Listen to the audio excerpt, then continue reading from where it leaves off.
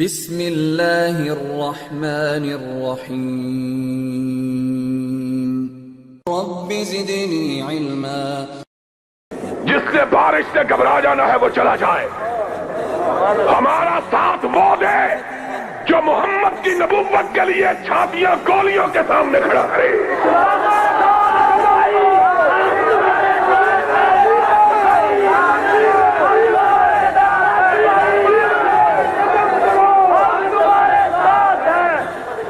کسے کے کشتا نہ شد از قبیلہ مانی، ہمارے ساتھ آنا ہے۔ پھر بارش کے قطروں سے گھبرا جانا ہے تو ابھی تم کو اجازت ہے، چلے جاؤ۔ بارش کیا ہے؟ بارش کے قطرات کیا ہیں؟ میں وہ جان چاہتا ہوں جو رسول کی عظمت کے جھنڈے تھام کے ٹینکوں کے آگے کھڑے ہوگا، اور ہم کھڑے ہوں گے۔ اور ہاتھ اٹھا کے کہو، ہم کھڑے، ہم کھڑے، ہم کھڑے۔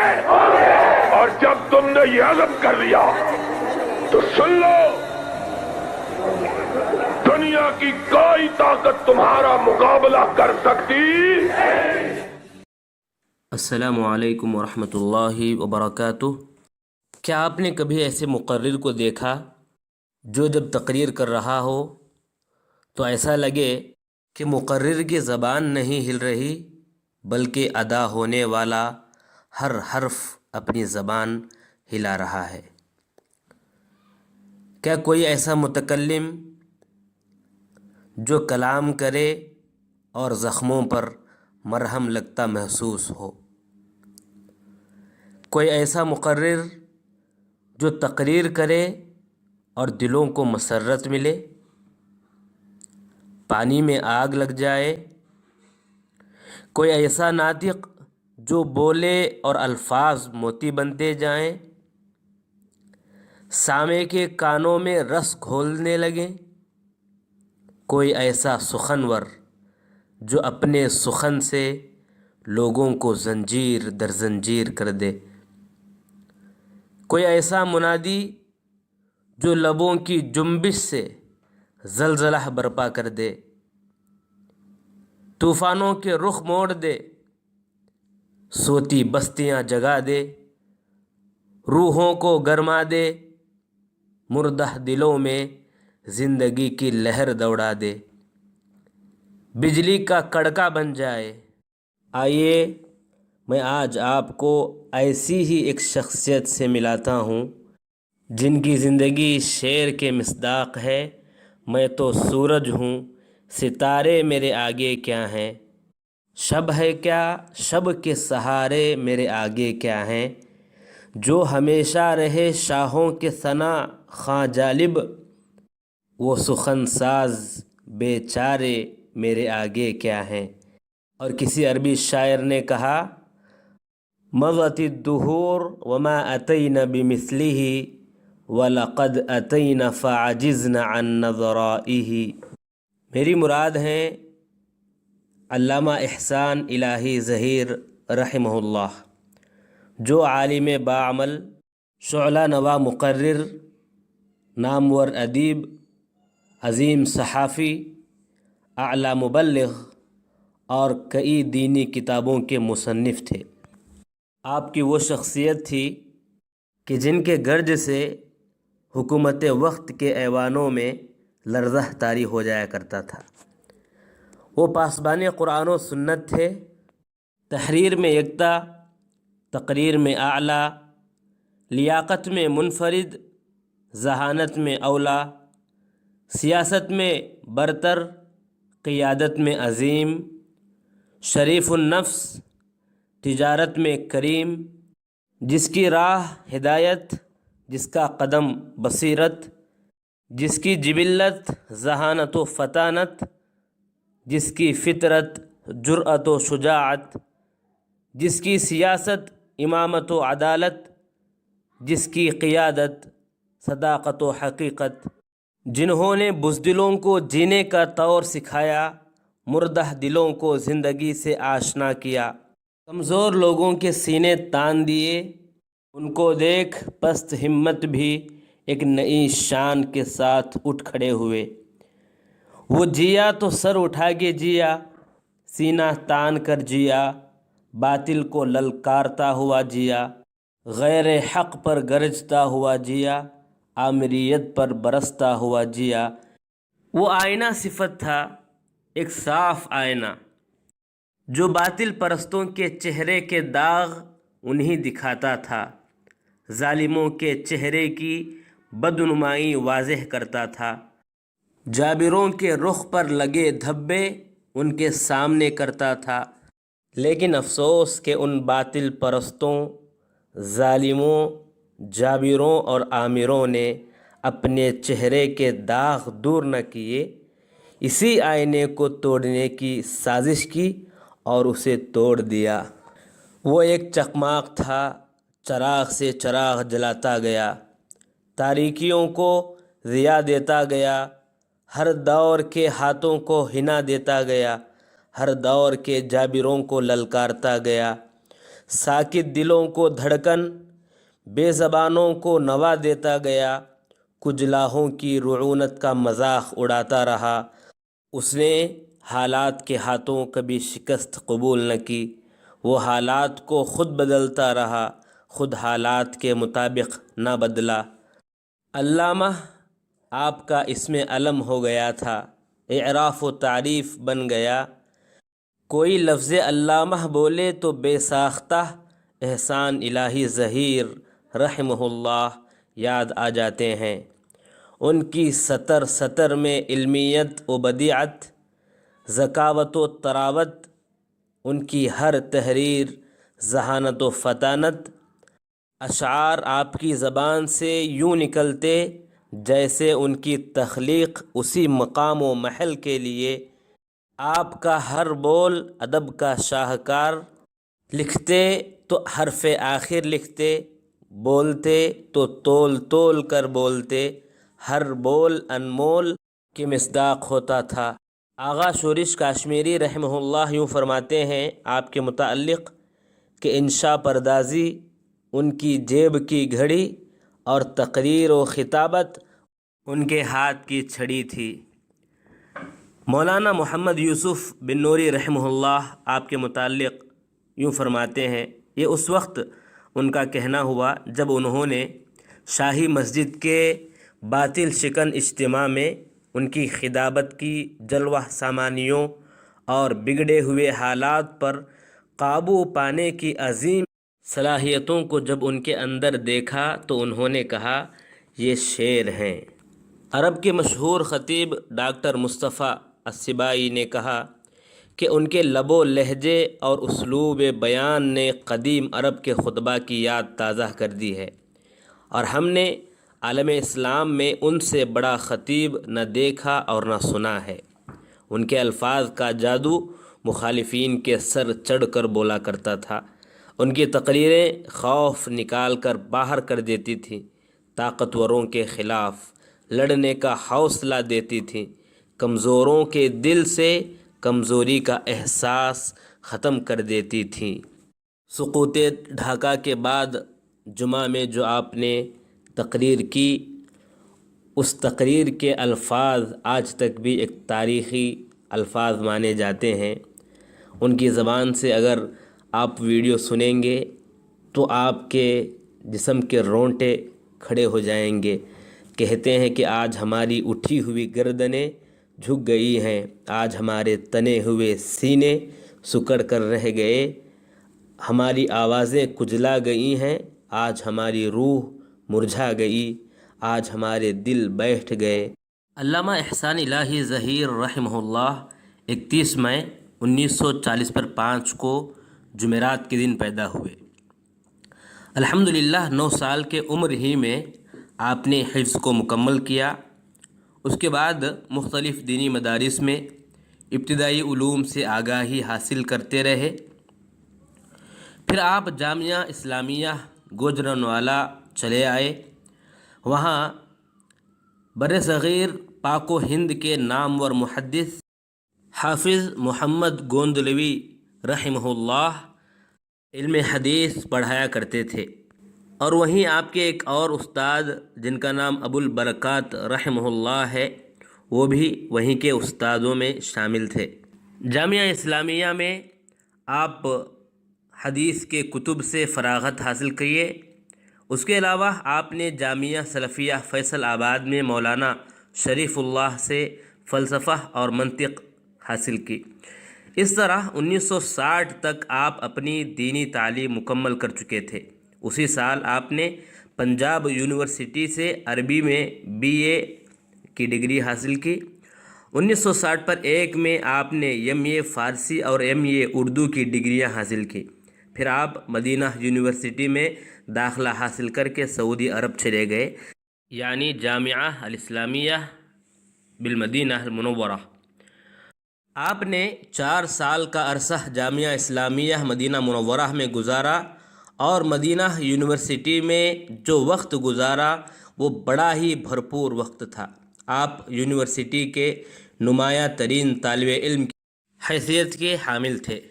مدینہ یونیورسٹی میں آپ نے صرف پڑھائی نہیں بلکہ طالب علم ہونے کے باوجود اپنے اساتذہ کی جگہ پڑھایا، اور آپ کے ان لیکچرز میں آپ کے اساتذہ بھی شریک ہوئے، جو کہ واقعتاً ایک اعزاز کی بات ہے۔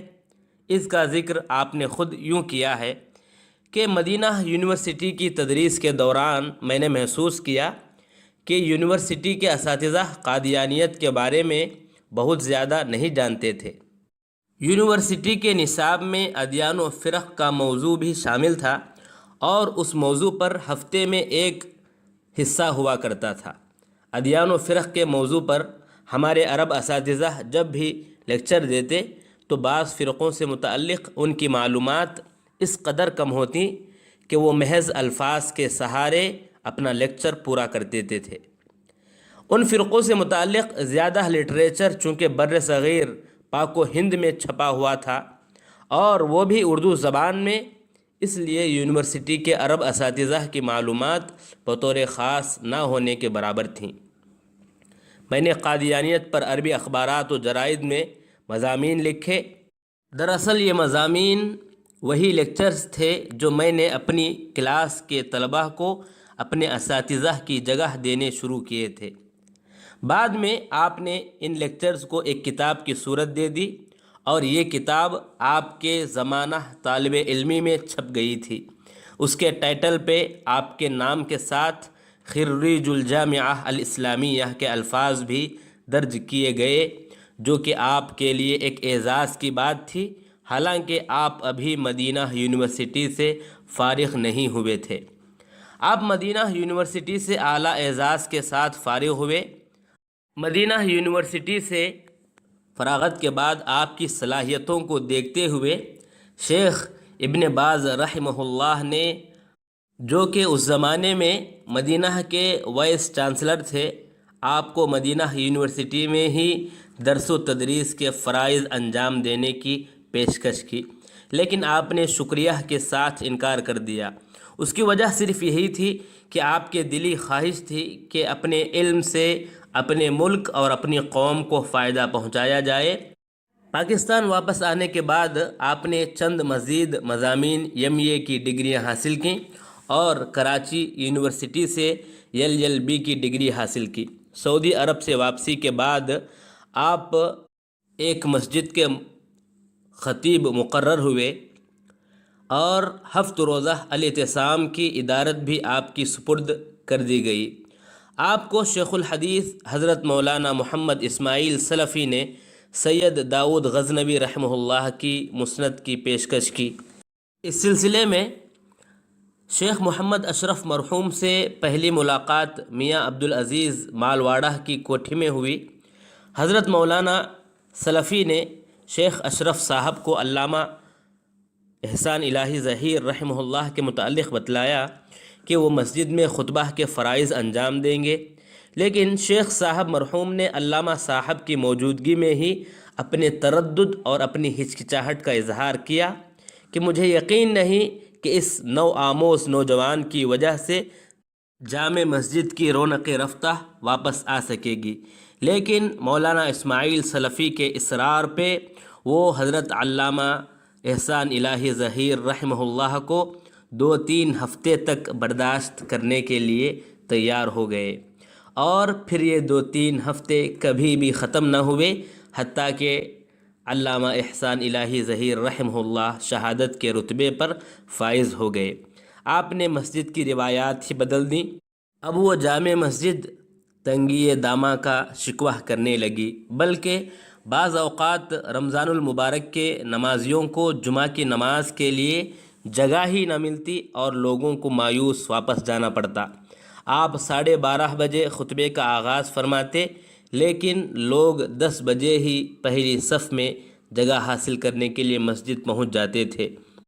علامہ احسان الہی ظہیر رحمہ اللہ کو سیاست سے اس زمانے سے دلچسپی تھی جب آپ ابھی طالب علم ہی تھے، لیکن عملی سیاست میں آپ اس وقت آئے جب ایوب خان کے خلاف تحریک چل رہی تھی۔ آپ کا آغاز انتہائی شاندار تھا جو آپ نے عید کے ایک سحر انگیز خطبے سے کیا۔ یہ آپ کی پہلی سیاسی تقریر تھی، اور اس ایک تقریر نے آپ کو صف اول کے خطیبوں میں کھڑا کر دیا۔ اس کے بعد آپ نے باقاعدہ سیاست میں حصہ لینا شروع کر دیا۔ ایوب خان کے بعد جنرل یحییٰ خان کے دور میں بھی آپ نے اپنی تحریر اور تقریر سے حکومت کی بدعمالیوں پر گرفت کی۔ اس کے نتیجے میں آپ پر کئی ایک مقدمات قائم ہوئے، لیکن یہ مقدمات آپ کے حوصلے کو کم کرنے کے بجائے آپ کے عزم اور استقلال میں اضافہ کا موجب بنے۔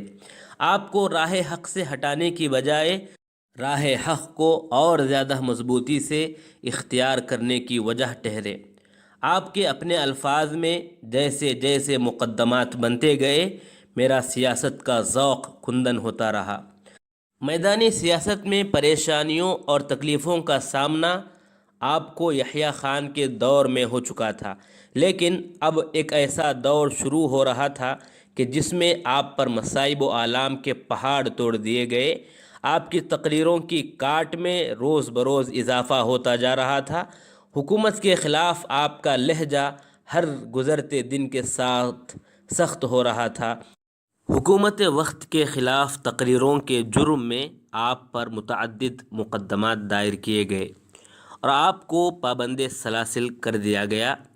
چاہیے تو یہ تھا کہ آپ کی جماعت کی طرف سے آپ کی گرفتاری کی مذمت کی جاتی، لیکن صورتحال اس کے برعکس تھی اور بہت المناک تھی، جس کا ذکر آپ نے اپنے آخری انٹرویو میں یوں کیا ہے کہ بدقسمتی سے انہوں نے، یعنی جمعیت اہل حدیث کے پلیٹ فارم سے دی گئی میری تمام قربانیوں کو انہوں نے ٹھکرا دیا، اور یہ اعلان کر دیا گیا کہ میرا جمعیت اہل حدیث کے ساتھ کوئی تعلق نہیں۔ میں گرفتار ہوا تو میری گرفتاری پر ملک کے اخبارات و جرائد میں احتجاج ہوا، سوائے اس جریدے کے جس کا مدیر میں تھا۔ میں نے جمعیت اہل حدیث کے ترجمان جرید الاعتصام کو اپنے لہو سے سینچا تھا، اپنے قلم سے اس کی آبیاری کی تھی۔ گویا کہ آپ دونوں طرف سے پریشانیوں کا سامنا کیے۔ حکومت بھی دشمن تھی اور اپنے بھی لا تعلقی کا اعلان کر رہے تھے۔ گویا کہ اپنے بھی ہیں ناراض، بیگانے بھی ہیں ناخوش۔ اس طرح حکومتیں بدلتی رہیں، لوگ بدلتے رہے، لیکن آپ جہاں بھی دیکھتے کہ یہ غلط ہے اور یہ باطل ہے تو آپ فوراً اپنی تقریروں سے اور اپنی باتوں سے یہ سب کو سناتے، اعلان کرتے کہ یہ غلط ہے اور یہ باطل ہے، حتیٰ کہ اہل باطل حکمران مجبور ہو گئے کہ اس حق کی آواز کو خاموش کیے بغیر کوئی اور چارہ نہیں ہے۔ چنانچہ بسپر 3 مارچ 1980 پر 7 کو یوم پاکستان کے موقع پر اس آواز کو خاموش کر دیا گیا، جس نے ہر دور کے طاغوت کی آنکھوں میں آنکھیں ڈال کر اس کا مقابلہ کیا، جابر سلطان کے سامنے کلمہ حق کو بلند کیا اور کبھی بھی مداہنت کا راستہ اختیار نہ کیا۔ زخمی ہونے کے بعد فوراً چند روز آپ ہسپتال میں زیر علاج رہے۔